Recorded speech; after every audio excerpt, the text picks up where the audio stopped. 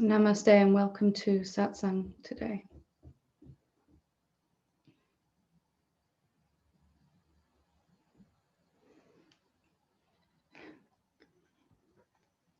So I wanted to do something a little bit different today because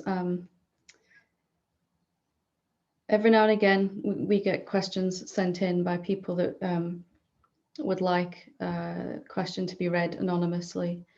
And a little while ago we received a question that I don't normally read the questions before I, just tend to read them, give them a once over before satsang. But this question really touched my heart. It was a deeply personal question, and of course it will remain anonymous, but I thought that it would be a really good subject to hold a satsang on, because I know it will touch many beings that are going to be watching and listening to this, and as such it'll be really, really useful. It's not often that a question comes in that makes me shed a tear, but this one certainly did. I remember being in the same place, very similar place to this being, and feel very moved to answer this question. We have another shorter question afterwards, so I'll read this one and the second one and answer them both, and then I'll open it up for general questions as well. So I'll start with this first question. Hi Helen, thank you for all the work you do to help raise the frequency of the planet and to awaken the consciousness of humans. I have been on the path for many, many years. I see the ego and all its tricks to keep me rooted in the belief that I am not worthy, not as good as the others, even though I understand that there are no others. If I see this, then why do I continuously get caught back in the web? I have suffered from various mental illnesses and have been medicated over the years, depression, anxiety, OCD, but have not been on any medication now for at least 5 years. So I guess some progress has been made. I still have excruciatingly disturbing thoughts that I believe to be mine, otherwise I wouldn't be suffering. When I'm not present enough, I fall back down the rabbit hole of mental torture. These thoughts are so horrific and disturbing, they leave me depleted of energy and in a state of complete shame, disgust, and self-loathing. The psych told me it was a form of OCD called pure OCD, and it is more common than you think. I had to have a Google of that one, I will admit. It was something I wasn't aware of. Obviously, what you resist persists, and the more attention I give these thoughts, the stronger they become. I know you will probably say, accept everything, resist nothing, and these thoughts will lose their power. How can I accept and be okay with something I find utterly repulsive? When I'm really taken over, I also have the fear that people, especially enlightened people, can read my mind and would be horrified. I guess I have a big fear of being judged and rejected. I even see how this fear has attracted just that, judgment and rejection in various ways in my life, probably brought about from early childhood and who knows, even previous lifetimes. I do have periods of great peace and times when I can ignore these intrusive and painful thoughts, but more often than not, I continue to get caught up. I feel like I'm way behind on the path of awakening. In fact, I think I'm on the wrong path. You'll probably say, but there is no path at all. I'm kind of sick of it all, the pain, the seeking. I know I'm feeling all of this because I haven't experienced the truth of the self. Basically, I am envious of anyone who is awakened and want to live like the people I spend hours and hours listening to, like yourself. Can you please offer me some guidance? Thank you. So I was especially touched by the honesty and the openness of this question, and I thought it would be a really, really good subject for tonight's satsang, because I think just about everybody can feel a resonance with some of that or most of that inside their own heart and their own experience, and it certainly was that way for me. So I want to say a few things to this person.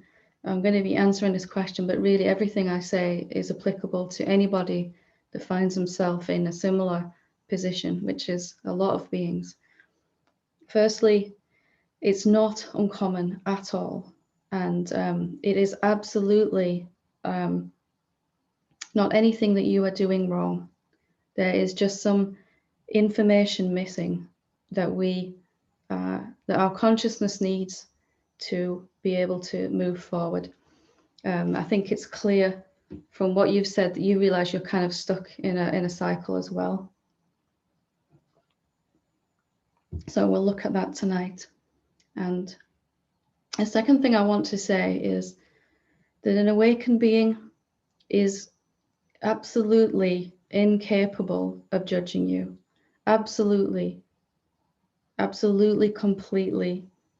It's the one thing that the awakened state can't do. It cannot look at anything and say it should not be this way, or this person should be this way. It's just not possible. When I lost my ability to judge myself, to should and shouldn't myself, also with that went the capacity to do that with anyone else. And there is nothing except love here, and encouragement and support for you, for all of you, but especially for this person that's been brave enough to write in with this question. So hopefully that helps you to relax. Every awakened being has been right where you are and in the position that you're in.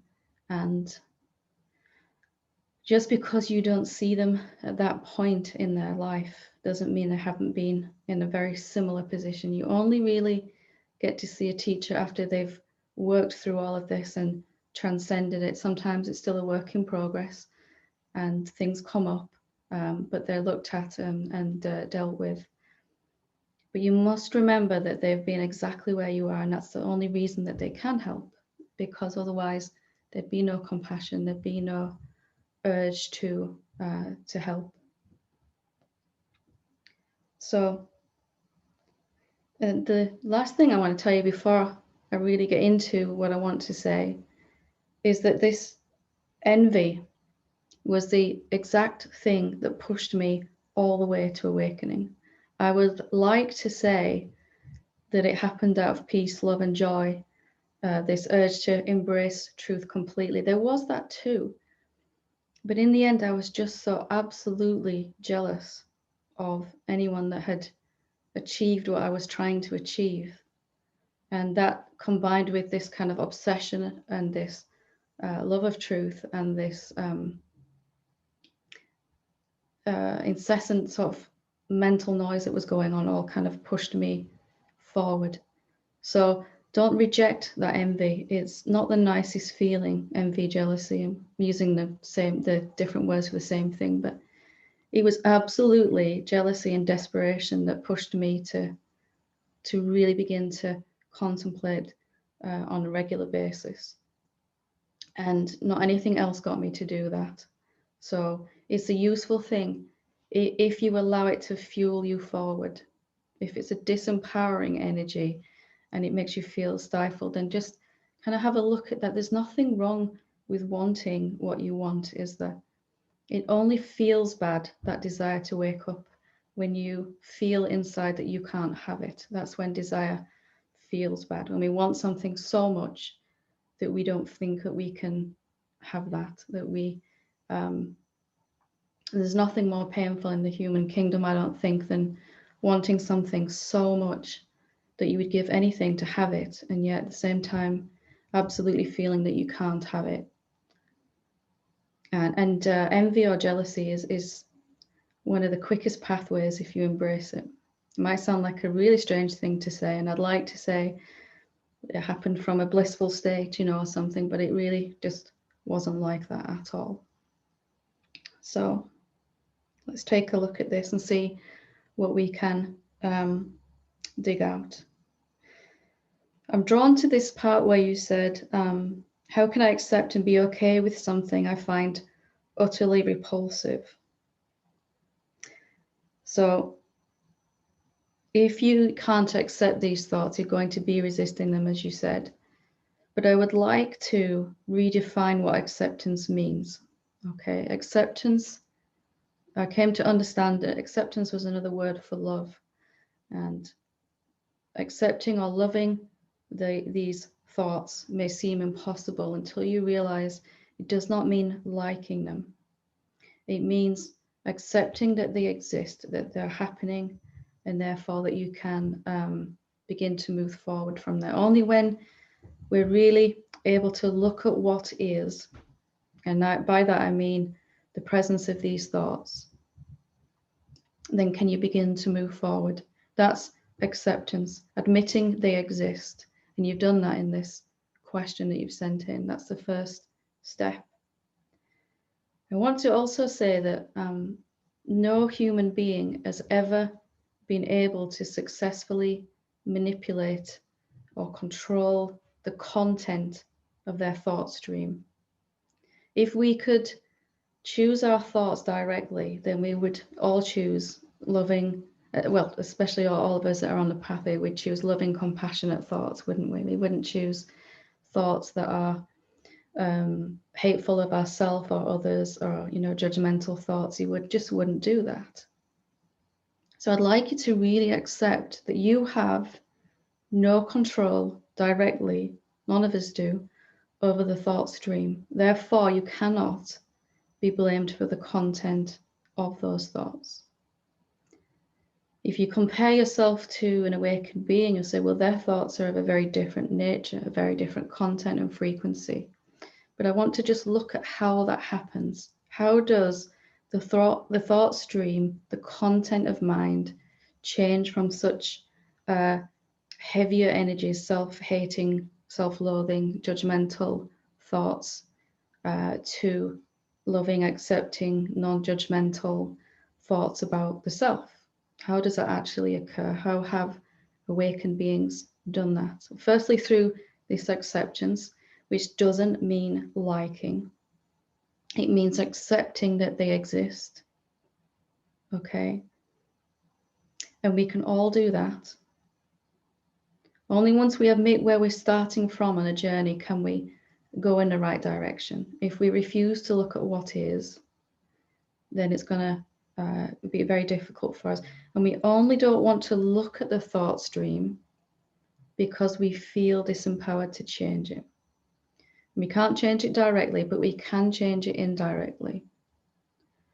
The thoughts that go through our mind at any particular point are of a certain vibration.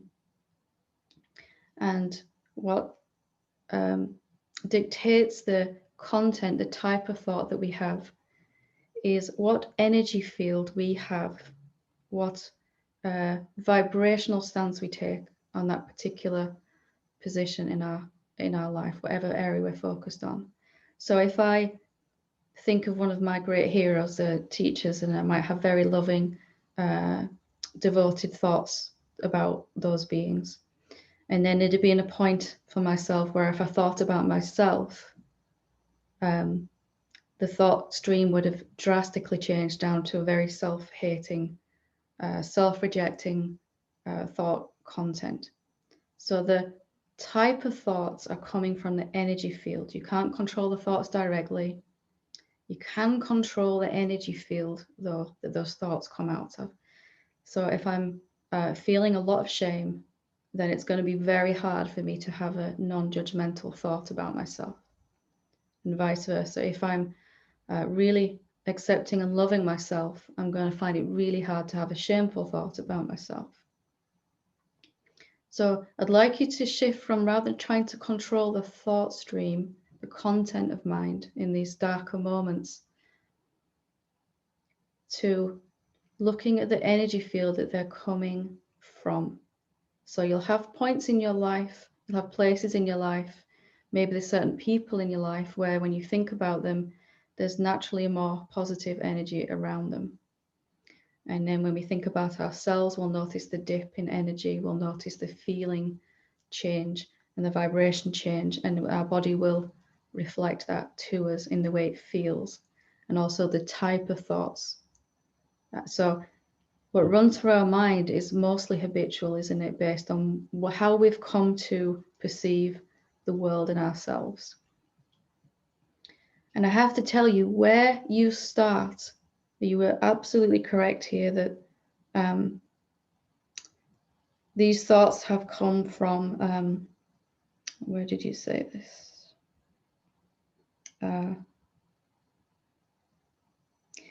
It's from previous lifetimes. Whatever desires you had when you left your last human body have carried over into this lifetime. And those are the energy fields that you're starting off with. There is no option of that. So if you left the last human body feeling very judgmental of yourself, very rejecting of yourself, then you have to start off in this lifetime with the same energy field when you think about yourself. If you left it last time in a very loving place about yourself, the same is true. So whatever unfulfilled desires we have come from the stories we have about ourselves.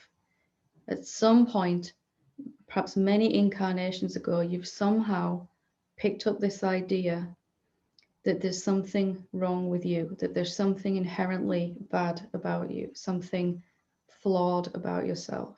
We all have, we absolutely have. And you bring that into this lifetime then, and you draw to you parents and a situation and life experience that can play out these desires and hopefully fulfill them.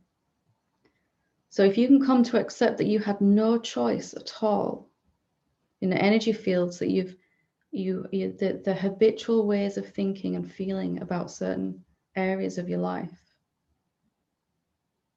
then that is a beginning of acceptance. That you're not actually choosing these thoughts in the way that perhaps we thought, in the way that perhaps we feel.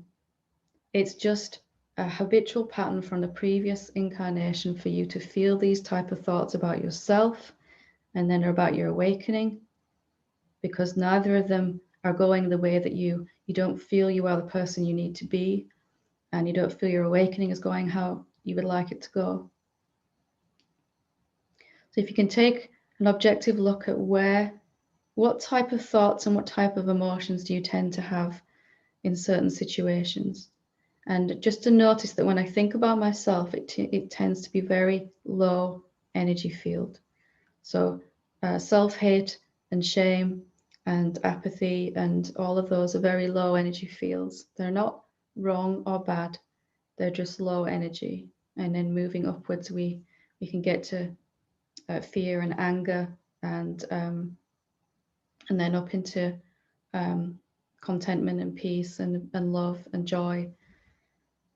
And where you're starting from is where you're starting from. This body that you're listening to these words in, that you're watching this in, came loaded with these karmic patterns from your parents that match what you've brought into this lifetime too. So you had no control over that either. It was a vibrational drawing together.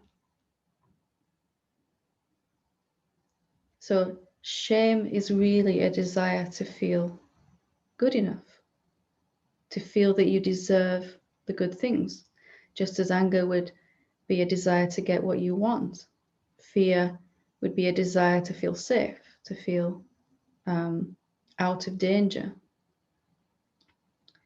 And all of these emotions, these energy fields, are really what we've just carried forward, and they're playing out in this lifetime in our situations, our relationships, our finances, and most of all, they're reflecting whatever stories we have, whatever energy fields we come to this incarnation with, going to reflect in our life.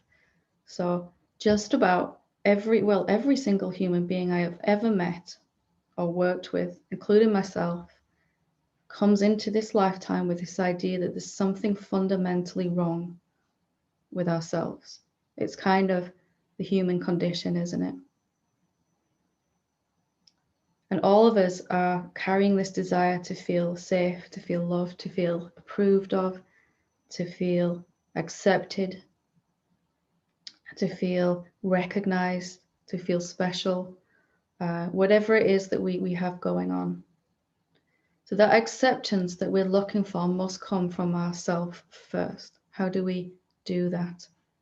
By accepting that these patterns are impersonal, these karmic patterns. Nobody would choose them if they could. And they're loaded into the DNA, passed down through the DNA, generation to generation. And they line up with what we unfulfilled desires that we have inside ourselves. So you had no conscious choice over your energy fields. You're just carrying on from where you left last time, in the hope this time you can resolve them, find out that they're really not true, that you don't even, as the self, need to feel safe, need to feel loved, that your worthiness was never in question, that none of that was ever really true. So as you begin to think like this, then acceptance begins to happen by itself. You're not responsible for the content of your mind. If we were, then we'd be in a lot of trouble, wouldn't we? You know, if we had to police our thoughts, what changes then the energy field? If it's an energy field, it's the habitual way that I approach this area of my life. How do we change the energy field to a higher one? It's through acceptance, love. And these words I'm speaking now are how to accept that, isn't it? If all I've ever been taught and all I've ever been experiencing, because it's been mirroring back to me this belief that I am fundamentally flawed and life keeps agreeing with it, my attempt to wake up and reach enlightenment, it keeps agreeing with it, I keep seeming to fail over and over again, and I really am talking from my own experience here, then it's going to make me really agree that there is something wrong with me, deeply, deeply, fundamentally at the base of my existence. But what if that thought has never been true? We've just somehow picked it up along the way. We've carried it through all these human bodies and into this lifetime now, where there's an opportunity to really wake up to the truth.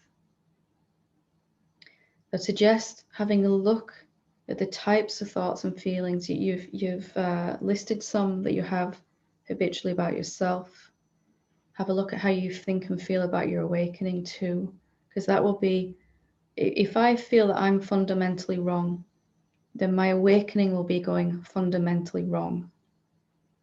And I think your words exemplify that's how you feel, that you're even on the wrong path. And for me, it was reflecting my finances were fundamentally flawed and my family relationships were fundamentally flawed, and just about everything, it was playing out in many, many areas. So if you can accept, how do we accept these patterns and these ways of thinking? By understanding that we had no conscious choice over them. This is how we come to accept and then stop projecting this feeling of self-hate onto our awakening. We are already the enlightened self, but we will absolutely, as the infinite self, experience the thoughts that we have predominantly about ourselves and the world. So if my predominant thoughts are that I'm just not good enough, that I'm never going to get this, that I'm never going to come out suffering, then we will absolutely experience that over and over again. So acceptance that you are exactly where you're supposed to be, that nothing is going wrong here, and willing to question this whole idea. I would deeply ask you to question, be willing to question if at all there's ever been anything wrong with you.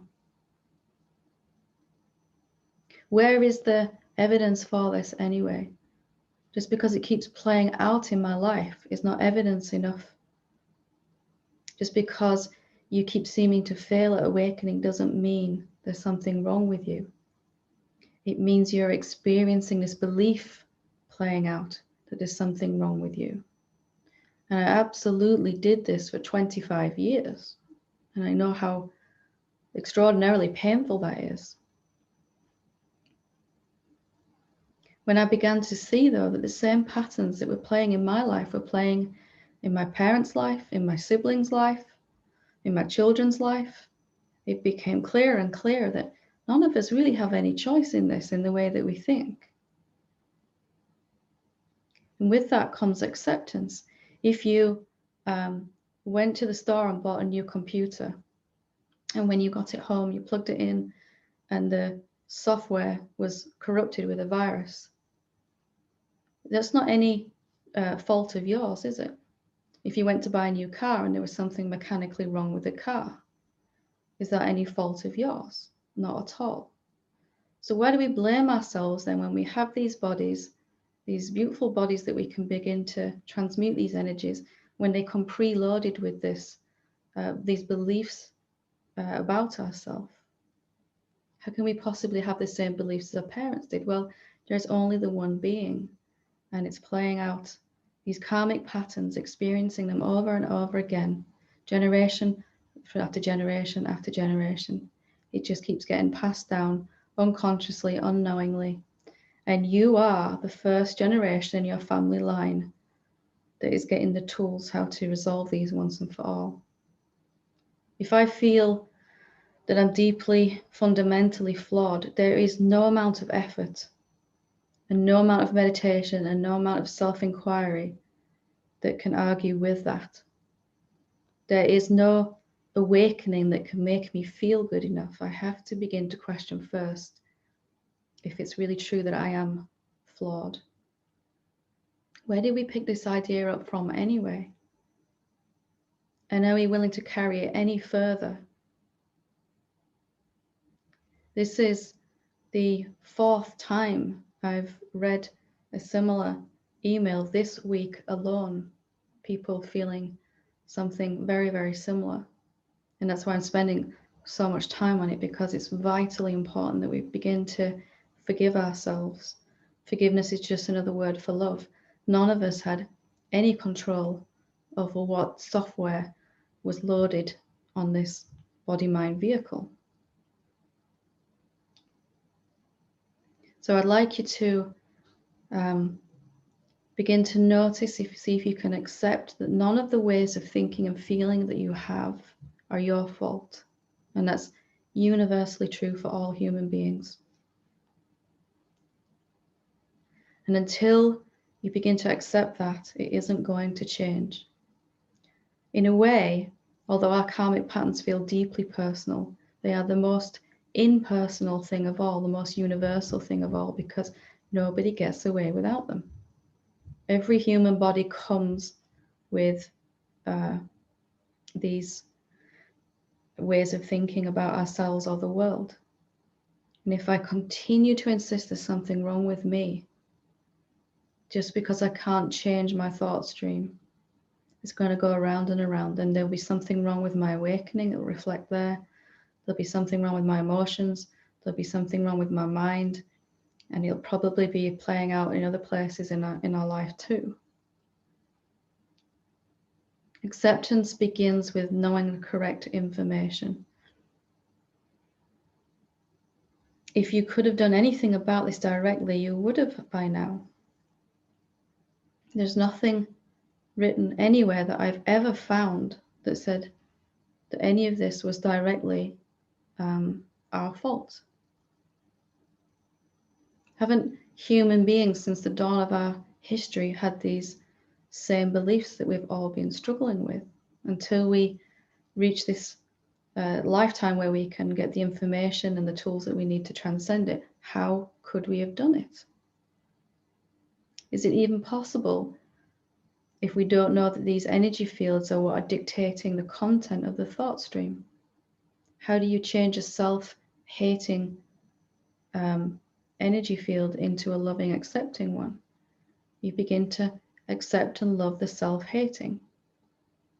How do we do that? By recognizing it's not our fault. It's just there. It's just where we're starting from in this lifetime. And that's how awakened beings came to love the unlovable. Again, not liking, just loving, which is extraordinarily powerful.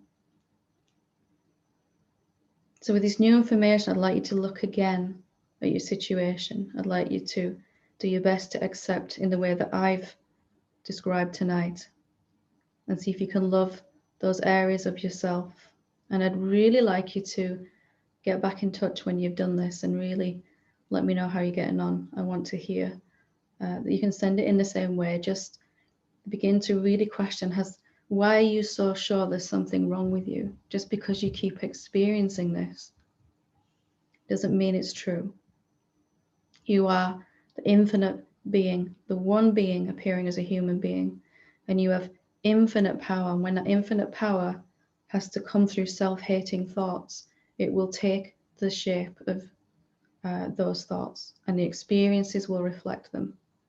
There's nothing any of us can do about that until you can transmute these energy fields by accepting that's how it is, and none of us have a choice in that. But we can always choose whether to love or reject, whether to accept or reject, wherever we're at any particular subject. For me, when I thought about awakening, there was fear, there was anger, there was self-hating, there was self-rejection. When I thought about myself, there were very similar thoughts. I thought about money, there was just fear, all-pervading fear. And the background of my entire existence was this constant dread. And I spent so long rejecting that within myself until I realized, I looked at my parents one day and realized they were feeling the exact same thing. Maybe not about awakening because they weren't interested in that. But all of our self-hatred and self-loathing gets pinned on our awakening, doesn't it? Have you noticed that? So once you can accept the thought stream as impersonal, then it'll begin to change. Just because you've always loved yourself conditionally doesn't mean you can't immediately step into unconditional love of that. That nothing needs to change about you to be lovable. I don't see anything wrong at all with you. I think it's extraordinarily brave, and it will help so many beings. I'm really glad you sent this in, and I really would like to hear back from you. Okay, so I'll move on to the second question. While I'm doing that, if I see we have one hand up already, but if anybody else would like to, I'll take up to another 4 questions, as well as Amy's. You can click on the participant section, and at the bottom of that, okay, we can then put our hand up, click on raise hand. So this one is a little bit quicker. It says, Helen Hamilton, I am on the path of dissolving the self. I say I, even though the concept of a personal I at this point is completely rejected. Hence, for the purpose of clarity in writing to you, it is used. I read through 2 of your books, How to Fall in Love with Yourself and Dissolving the Ego, as well as the supplementary books by Hawkins called Dissolving the Ego, Realizing the Self, along with some material from Ramana Maharshi. At first, I was asking the question he suggested. To whom do these distracting thoughts arise each time a thought arose? Then I realized there is no I, so I must use it rather than I. So the question was rephrased to, what within is watching these distracting thoughts? What within is observing the present awareness? Having asked these 2 questions, or self-inquiring, the answer I got was dead silence, which is good. Thoughts started to calm down. It became much easier to be in the present, and most of all, it was much more quiet inside. Problem: there is an intense feeling of emptiness or void, not warmth and love or peace. This translates to a feeling of nervousness or anxiety, which results in speaking uncontrollably fast. Is this normal? Thank you. So you've made really great progress here, and I just want to say that I also really encountered that fear. It didn't result in me speaking really fast. I kind of speak fast anyway, but it resulted in me running away from the path completely for I think, at least 6 months before I dared to self-inquire again after that. The fear comes from this silence. It seems like an empty void at first, and it's empty of form, empty of content, but it's not dead or inert, So I would ask you to, if you can, when this fear isn't so strong, to look again at this silence and to ask, is there more to see with it? Is there more to experience around it? The warmth or the love and the peace can sometimes be absent at first because there is, we are looking at this silence from our egoic sense of self, and our egoic sense of self feels that it is different to this silence. Really, it's made out of this silence, it's arising out of this silence. And if we can begin to recognize that there isn't any actual separate self there, but there is a sense of it. So my thoughts, my emotions, my experiences in this body give me a sense of being someone, even though it's been seen through as not actually there. But the egoic sense of self fears it's going to get kicked out by the silence, so to speak. It's going to be ejected or rejected or annihilated or something, and that's where the fear comes from. But as you begin to really work with this self-inquiry, I'd urge you to go deeper with it and to come to maybe question, is this silence actually going to destroy this sense of self, this great emptiness of being? If it really wanted to, it could have annihilated ego eons ago when it first showed up, this egoic sense of self. The one thing it cannot do, the silence, is destroy anything. It's not capable of rejecting anything in the way that ego fears. So as you begin to look like this, you'll begin to see the fear diminish. If every time we've had this sense of being someone, it's always happened. It's been arising inside this great silence of our being, even though we've been totally unaware of it up until this point. Doesn't mean it was absent. It's been there, completely lovingly accepting our egoic sense of self all this time. And the more you begin to think like that and realize like that, this fear will begin to diminish, and this effect it's having on your speaking will begin to dissipate. It's normal, some fear can come up at first. And as you begin to really look at what the fear is about, remembering that you're only just discovering this greater aspect of yourself, but it's always been there. And it's always just been passively watching. It's not at all interested in destroying anything. It's quite loving. It's quite open and free. Just investigate the silence as well. Just see if there's more to find out with it. And you might begin to find a sense of peace and contentment that begins to grow into a love and a joy. Especially as this fear diminishes, love will become more and more prevalent. Okay, good. So we'll move to the first question, which is Amy. I'll take the questions that are there, but then we'll stop. So if nobody else could put their hand up, that would be great. Thank you. Are you ready, Amy? Hi. Oh, is it? Sorry. Amy? Yep. Sorry. Is it me or is Amy? I didn't see your hand up, Amy. Sorry. Was it Amy? Yeah, I did put my hand up. Yeah. Did you have your hand up, Amy? Did I miss it? If you want to put your hand up, Amy, anyway, we'll add you on the end. Sorry. I don't know whether that happened or not. Okay. Sorry, Amy, go ahead. I think I get my name confused sometimes. I think maybe that's what happened. I just wanted to ask about allergies and health, actually, because with most of the contemplations and inquiries and things move very quickly, but I've found that I'm not sure if I'm really finding the right thing around allergies. Yeah. It keeps coming back, and I kind of felt like, okay, I'm just not going to avoid certain things and then just deal with the fear that comes up.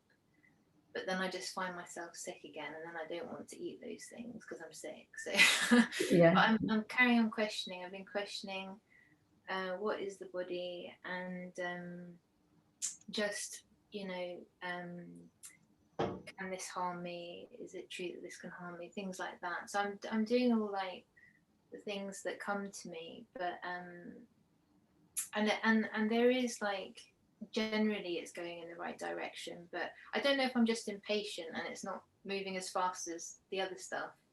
But so I wanted to ask if you had any. I would try to do the contemplation without changing. You know, if it feels more comfortable for you to not eat certain things at the moment, then stay with that until you've worked out the pattern first. Otherwise, you'll just be kind of working against, it's easy to say, all right, well, I should be able to believe this thing can't hurt me, but obviously my body's giving me a different answer in that moment, isn't it? Yeah. Why put your body under that kind of stress until Yeah, I was just wondering because I thought, well, if it's the fear that I need to question, maybe avoiding it totally is not. Do you know what I mean? And then I'm just kind of like not working with the fear. But I don't think you could avoid it now, to be honest. I think you're actively engaged in it and looking at it, and it's just the kind of way to be with your body, isn't it, while you're working through this? I would say recognizing that some part of me still feels that this can affect me, so I'm going to honor that part whilst I'm investigating it, and not put myself under any extra pressure. yeah, okay.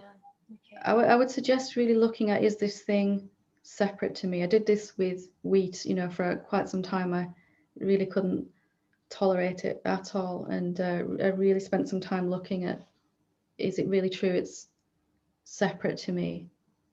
And then it was really clear that there's this idea that there's something out there that I'm taking into me that's doing some harm or something, and then it's again, looking at the story behind the fear, the basic story behind the fear, which is a feeling of being unsafe, isn't it, as well? Yeah. Which you've probably looked at already. But and a really strange question might be, let's take the example of wheat. I actually inquired into what is wheat. Yeah, It sounds crazy, but it really helped, because I really began to, there were so many ideas in my mind about it, that was so many things I knew about it, up here that. Yeah, you just reminded me actually, because I did just sit there, and I think that's really good to do. I just kind of sat there with the image of the thing and was just seeing all the resonances coming up and just feeling like, what is this really? Yeah. Just spending some more time with that maybe. Yeah.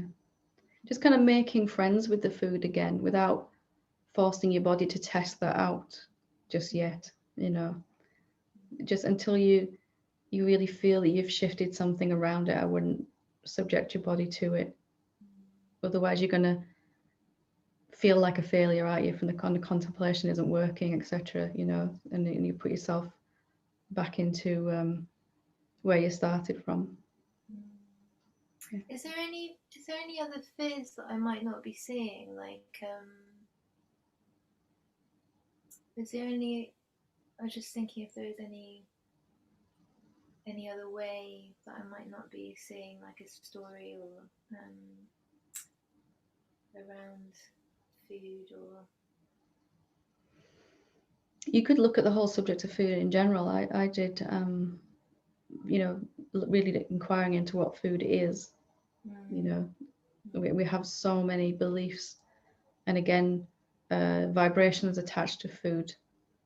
Certain foods I would be terrified of when I thought about them. Certain foods I would get really excited about when I thought about them, and all of that's going on in affecting how I actually feel when I eat it, rather than nothing to do with the actual food itself. Does that help? Yeah, I think what's coming up for me is when you said that was just around, because it seems like a lot of the things that I've ended up being allergic to were things when I was younger that I emotionally ate. Mm-hmm. and so I just wonder if it's kind of, there's something there. There might be some idea that these foods are dangerous to me because I can't control myself. You know, some old idea of, you know, when I'm eating for comfort or something like that. Yeah, it might be worth looking into that. And just looking at what do these things really mean to me? What are the meanings I've got behind all of this? You know, if I look at a bar of chocolate, do I feel differently if I look at a glass of orange juice, you know, or something? We bring up these ideas inside that it's worthwhile looking at. How would I look into that? Sorry to keep going on, but I'm so sick of this. But how would I, so if it is something that was kind of like an idea got in there of like needing to restrict emotional eating or something, Yeah. how would I inquire into that? You could really look at what you think and feel about food. Most people are really not friends with food at all, right? They're in this major battle with it, some believing it's bad or something like that. And if I've eaten a certain thing in a time when I felt really unsafe, then this food might have just picked up this idea that I'm unsafe, you know. So yeah, So every time I come into contact with this thing, it is going to feel, I'm going to feel unsafe. It could just be as simple as that I've got these vibrational associations. You've got them, you know, certainly it was like that for me with a few things. Yeah, I think it's, now you're saying that as well, I can, some family members and their relationship with food. Yeah. That's the other way to find it out. Look at the genetic history of your relatives. It'll be going on, the same thing will be going on in them to some degree, most likely, or your siblings or whatever. Yeah, that's right. Thank you. Oh, I wanted to say as well, just sharing, because I normally ask questions and not share, but just what you shared at the beginning, just kind of, I just wanted to say that, I had such, and we've been speaking about it today in group and with Caroline earlier, but I had such a difficult mind years ago. And I remember doing the Byron Katie work and just writing books and books and books of, you know, just putrid, smelly stuff. And yeah, it's not like that now with these tools. So just, yeah, keep going. I've got journals in the bottom of my bookshelf and stuff that when I look back now, it's like, wow, you know, that stuff is pretty dark, you know, but acceptance and love will heal it, you know, try and change it. Lovely. Thanks for sharing that. Great to talk to you. Thank you. We'll go with Sharon. Doreen, could I ask you to put your hand down, Doreen? Sorry, we've got too many questions already, if you wouldn't mind. Thank you. Sorry, Sharon, go ahead. I'm just trying to open it. It opens and closes on its own. I just want to tell you, yesterday I was listening to 10, the questions that were answered, and the girl that wrote in, and I just cried and cried for her courage and for the way you handled it. You handled it in a way that I had like been telling people in the Sanghas to listen to it, because it's so beautiful. And then today, when you read that about that girl, I'm ready to cry, because hopefully you can see that we're all dealing with this deep feeling of shame. Yeah. Nobody seems to get away with it. It's kind of, it's inherent in the human condition. This idea that there's something really wrong with me, you know, that's just something we all have deep inside. How it plays out in our life is different, isn't it? But it's common to all of us. And I just found the two, I just want to make sure if they do hear me that they were so brave, because maybe sometimes I'm not as brave, because I have a way of just disassociating, because I learned that very young on how to cope. And I have had some real trauma. I mean, trauma, everybody's trauma is real, but they call it complex PTSD. So I didn't feel it the last couple of years. And then, you know, I've been with you since January, and I was feeling really okay. And then the last 2 weeks, and it really started with the president, and then I started to realize that hatred was not about him. That was me. And so I went into a lot of thinking that you would hate me too, just like the girl said yesterday, that, I'm probably not useful anymore. All these thoughts that were, really very obvious that I hid as a child, because I had a very difficult time with my mother, and I feel for her, but she was playing the perfect part. And so, I have had a teacher. She's not where you are, but she went through this purification process. And when she explained it to me, I was scared to death, because I have had, and I have a friend on here right now, but I won't, unless she says something, I'm not going to say that we share a lot of the trauma that we've had, and we're helping each other through that. Because, you can be I am embodying the space, but the trauma is trying to heal, and it's coming up very quickly. At some point, it's gonna come back up to heal.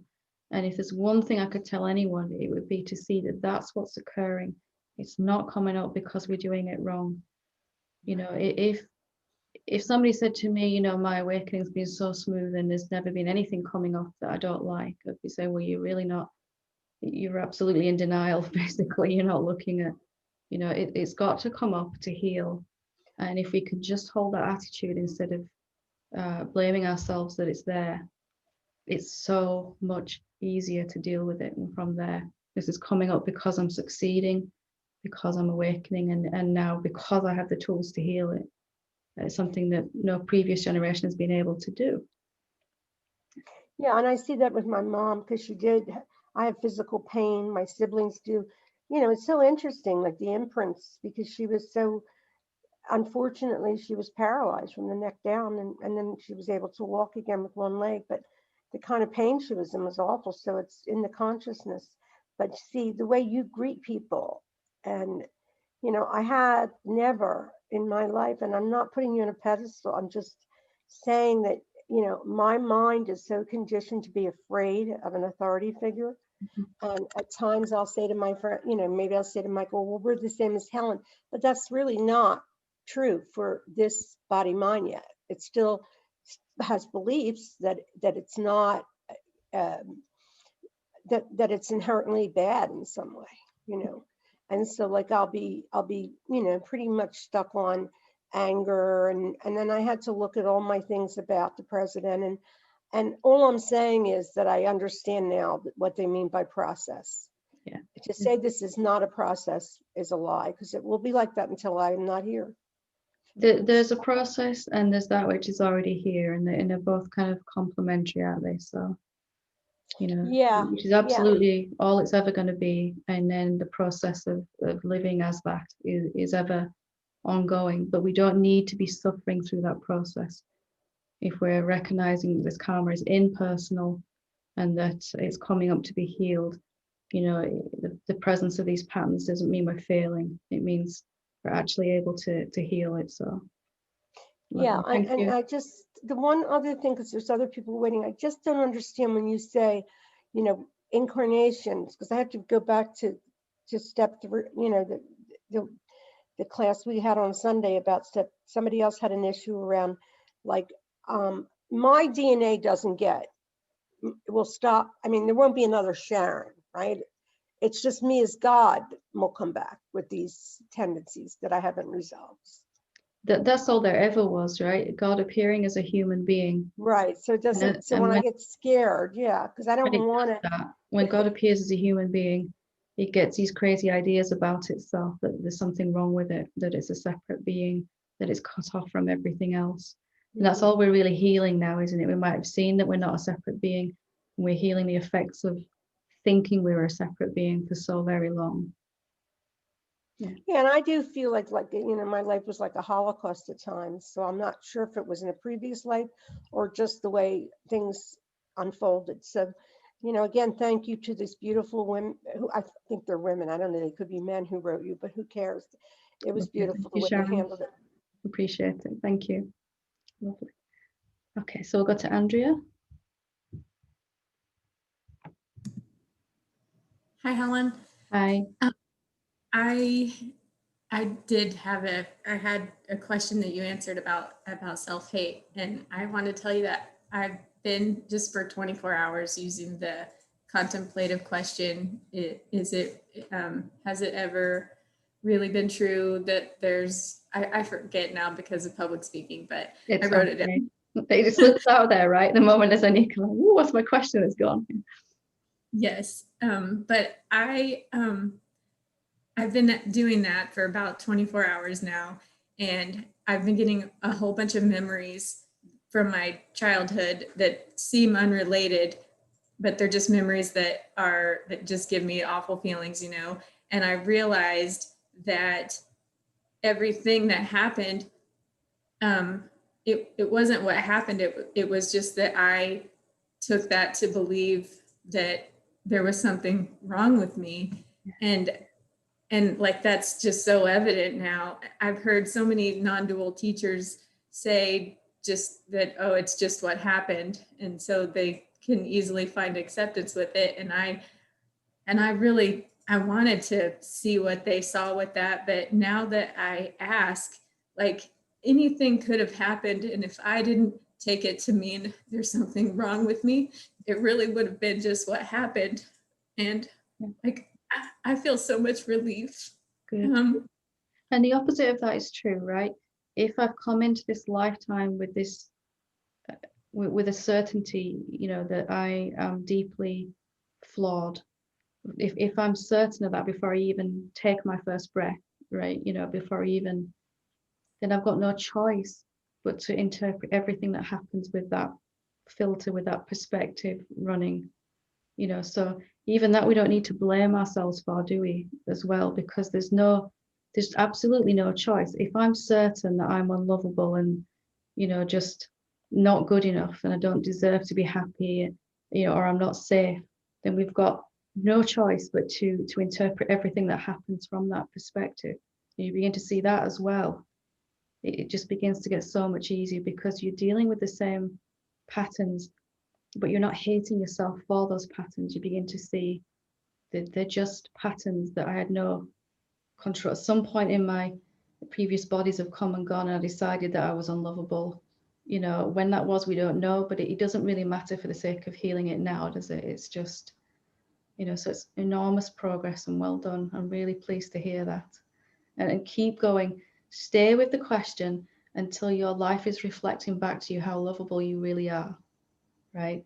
Until every part of your life is agreeing with your own love for yourself. Even holding this question is an act of self-love, isn't it? I'm no longer just going to blindly agree with this idea about myself. I'm going to question it and see, you know, what really is true. Hopefully you feel some relief in the body. There might be stuff coming up, these energies that we haven't been able to look at, some emotions, that type of thing. But, you know, as you stay with the question, it'll be easier and easier, and you get more and more encouraged. And you begin to see this was never true about me. I've just so believed it and then kept experiencing it. And, you know, over and over again, life had to agree with me what I was sure about, because I am everywhere. Everything's kind of orchestrating to agree with the fact I'm not, that there's something wrong with me or something like that, you know. Yeah. So Thank you. good. So good. I can't wait to hear how it progresses as well. Lovely. Thank you for sharing that. Okay, we'll go to Linda.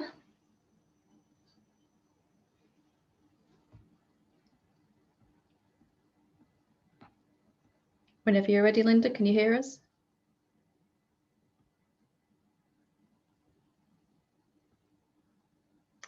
Okay, well, we'll go to Steve then, and maybe we'll try to go back to Linda in a moment.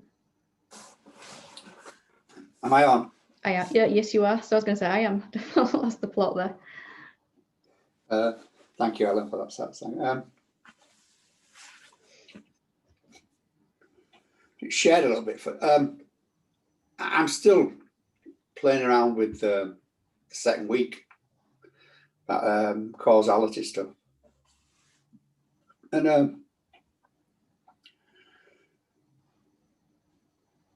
I found it. It seems to be working. That's and we talk about when the thoughts come, not to look at them and run away from, or to push them away. And I've always found it difficult to quite know what to do with it then. What do you do with it then? I love it. It sounds mamby-pamby. And I found it I come across, just rest on it, on the, the thought, the feeling, just rest there. Yeah. Don't judge it. And it really works for me. I'm just sort of passing it on. It's a nice one. I also just want to sort of thank that person for writing in and very brave, wasn't it? I think we've all feel very touched by that. Well, I think we all recognise it. I think. Well, I thought there's only me. So turns out it's everyone. Nobody gets away no, with I it. didn't. I really. We talked to somebody the other day, Caroline, and she's telling her how bad she was before she sort of got this really big relief. And I thought, no, you never said out to me. You never, you're pretending you're doing all right. You're worse there than me. And I'm thinking I'm the only one. It's really encouraged me. I thought, and then we take this self-hatred and we pin it onto our awakening. Then we say awakening is going to save me from this. That's exactly how it is, yeah. But we can never wake up if we're sure that we can never live as that, rather, if we're sure that we're not good enough. So our awakening seems to fail. So then we pin this self-hatred, I can't even do this awakening thing, Yeah, exactly. And we go, Here we go again, yeah. But I really, that resting on the question or the feeling just seems to dissolve it somehow, I don't like to get carried away because that next week I'll be in the same place that person that wrote in. And I could encourage you to get to Sangers as well. It's people there chatting out generally about how they're feeling, The more support we can get from, like-minded beings, yeah, the easier it is. Absolutely. Honest sharing about where we're at. And I've always been an advocate of that, that. But yeah. Now the other thing is, the other day you mentioned, you explained to a lady who asked a wonderful question about what was it? About reincarnation, anyway. And you explained it so very, very well, you know what I mean? And I was saying to a mate of mine, Jodie, I said, listen to this. He said, yeah, but how does she know? I thought, oh, God.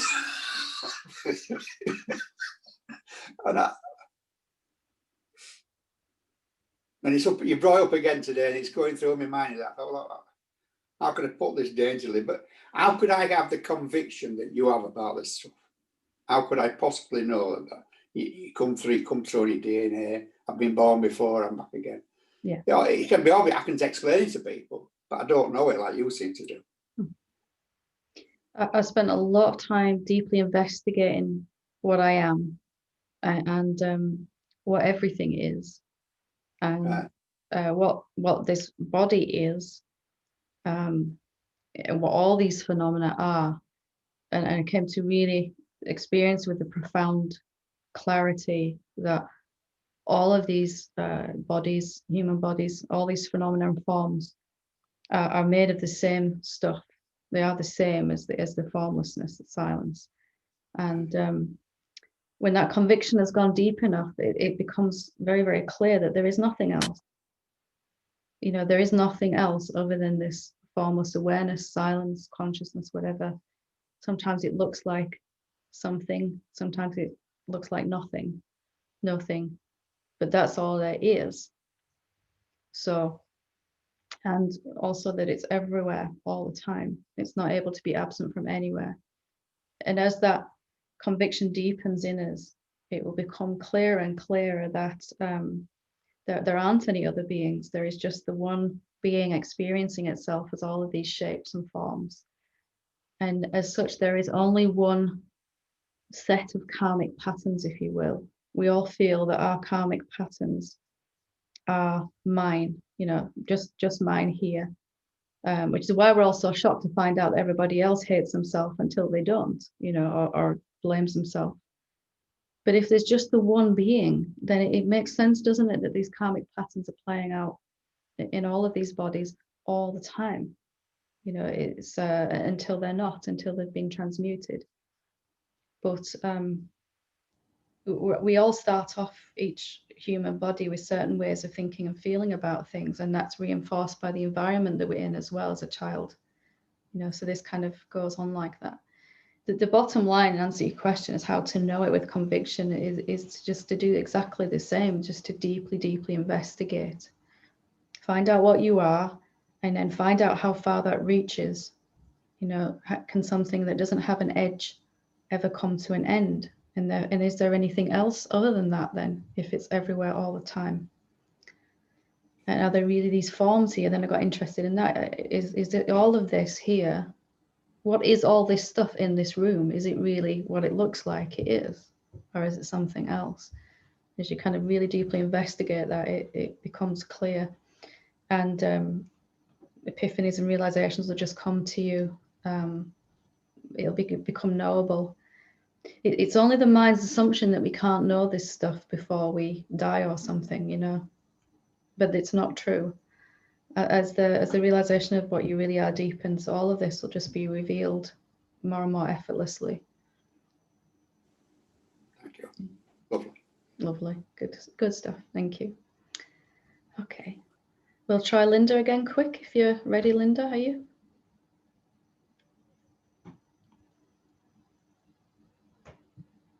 Okay, maybe we'll go to Emmy then. Hi, everyone. Hi, sorry you've had to wait a while there. No, it's okay. I had my hand up and then like I have no idea what happened and I thought I'd disappeared. seen it. I and, thought it was like, going nuts then, but yeah.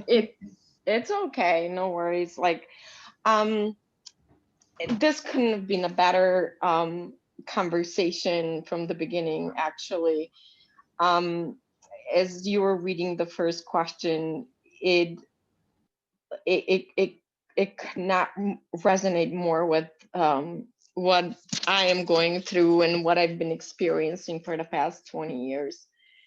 And it's just suffocating, and it's just so heavy, and so like your whole body feels like it's just gonna explode, like you're under a pressure cooker. But it's just I've realized yesterday and this past couple of days, it's just there's a deep-seated belief that if I accept the thoughts that it's going to happen, or I'm going to turn into it, or it's going to be this, or it's going to be that. So that is such a deep-seated belief that I think that, especially when you were talking, and it's just dawned to me that it's been for years that I like, it's just that because you think if you accept the thoughts that's going to happen. And it's like that fear and that pain inside. And then you're like, it's so, but yesterday I said, you know what? Let me just see. And I'm going to just start from where I am. Okay. I have these thoughts. Okay, fine. I have these thoughts. So let's see where that's going to take me. Is this really true about me? And then I kept going down and down, and I felt my body's just going to explode completely. And I said, you know what? If you want to explode, explode. Like, whatever. Like, you know, it doesn't even matter at this point. Just explode. I don't care. But then, of course, it doesn't explode. It's just the energy subsides. But like, I got so deep. Like, I felt that fear and that pain in my bottom of my you know, tummy. And it's just like, it was so, I've never gone so deep. And I started from where I am, that I have these. And somehow I made them an enemy. And maybe if I don't see them as an enemy, and there's just something here that I really need to look and see what I really believed about me. And if I keep like seeing that that's not true, without even, at one point, even yesterday, I lost even desire for them to go, or desire for them to, like, you know, to not be here. Because my entire life is to did not want them to be here. When you're questioning if they're true, it doesn't matter whether they're there or not in that openness, does it? And, you know, remembering that acceptance doesn't mean liking. I can accept them while I dislike them. That was fundamentally important to me, whether it's thoughts or emotions, you know, to realize that I was capable of, okay, it's here, let me look at it, you know, rather than rejecting it. And then it begins to change. And you very quickly come to a place where it really doesn't matter whether they stay or go. It was really only our insistence that those thoughts were true that was ever troubled us, hasn't it? Yeah, for sure. The other thing is, like, I noticed that, you know, I was questioning it, but at the same time, because the pain was it's so much, and it's so, it feels like unbearable, that I wasn't really allowing the pain to come up. I was questioning the thoughts, but at the same time, I wasn't allowing the pain. And that kind of contradicted itself, because yeah, I see the thoughts are not there, but why the pain is still here? You know, I see that the thoughts are not true, but why is this pain here? Because, and then there, of course, understanding comes. It's just going to take a little time, because you believe those thoughts for so long. Now you go, but also I notice how the mind tries to make it like immediately to feel better. Oh, this is not true. So, oh, but then you're not really going deep. If you let the mind saying, oh, this is like, oh, this is not true. Oh, okay, good. But then the pain is still there. I feel like I have to go deeper into the pain. So let's see what this is all about then. If the thoughts are not true, then what is this pain? Because the pain has to be processed after seeing the belief isn't true. Then the emotion that's been generated by believing it is going to come up, because that's the effect. It's the effect of believing this thing about myself, isn't it? Or believing something about someone else. Yeah. So we have to also embrace the pain, the emotional pain that comes with it. Again, don't have to like it or even want it. But again, just accepting it's here. It's been generated by my previous belief in this idea, and it's not going to disappear until I really embrace it. Again, we can embrace anything. It doesn't mean we have to like it. No, you're never going to like those. Nobody's going to be like, woohoo, I feel shame right now, you know, or fear, you know, it's just not ever going to be that way. But we can embrace it to whatever degree we can. No, for sure. And I think the pain is just like the one that I need to, like, really not even need to, because the moment we do something to do it, it becomes like it defeats the purpose. It's almost like let me just start from here. Okay, there's a huge pain inside my heart. Let me just get through it. Let me see if I can embrace it a little more today, just a little bit, tiny bit, a little bit today. And then you notice, like, yeah, oh my God, it's not really as painful as I thought it is, you know. And then you go deeper and deeper, because the pain is the one who's, like, technically bringing the thoughts back. Like you said at the beginning, the vibration of the pain of that is what's drawing pain. Similar Correct. thoughts. And then you're thinking, oh, I'm not making a progress, even though I've seen through the delusion. I've seen is not true, but why the thoughts keep coming? Because the pain has never been processed. And if I've got fear inside that I'm unwilling to feel, these fearful thoughts will just keep happening. If I've got shame I'm unwilling to feel, the shameful thoughts will keep happening. It's only when we deeply embrace the emotion that we can really move beyond the thoughts as well, or the energy field, as I've been calling it tonight. So lovely. Oh, well done, well done. Hopefully you're falling in love with the process of questioning it rather than the openness of it all. And hopefully everyone is beginning to see that everyone has this stuff. Everyone, you know, it's I certainly had to wade my way through it, you know. It's nobody gets a free pass with it, but just realizing that it's impersonal, it happens to everyone. It made it a lot easier to me, you know, to kind of really begin to embrace it.